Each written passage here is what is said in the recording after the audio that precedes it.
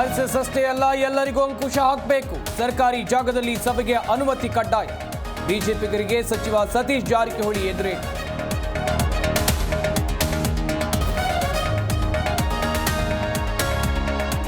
ಯಾರಿಗೂ RSS ban ಮಾಡೋಕೆ ಆಗಲಿಲ್ಲ. ಪ್ರಿಯಾಂಕ್ ಖರ್ಗೆ ಬೆಂಬಲಕ್ಕೆ ಯಾರೂ ಬರ್ತಾ ಇಲ್ಲ. ಮರಿ ಖರ್ಗೆ ಏಕಾಂಕಿ ಎಂದು ವಿಜೇಂದ್ರ ವ್ಯಂಗ್ಯ.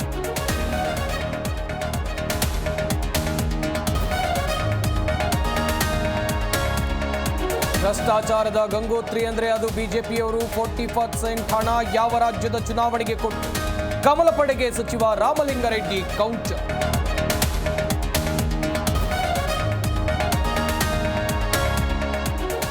ಗೋಪೂಜೆಗೆ ಧಾರ್ಮಿಕ ಇಲಾಖೆಯಿಂದ ಮುಹೂರ್ತ ಫಿಕ್ಸ್. ನಾಳೆ ಸಂಜೆ ಗೋಗ್ರಾಸ ನೀಡಿ ಪೂಜೆಗೆ ಸೂಚನೆ. ಗೋಪೂಜೆ ವಿಧಾನ ಹಂಚಿಕೊಂಡ ಇಲಾಖೆ.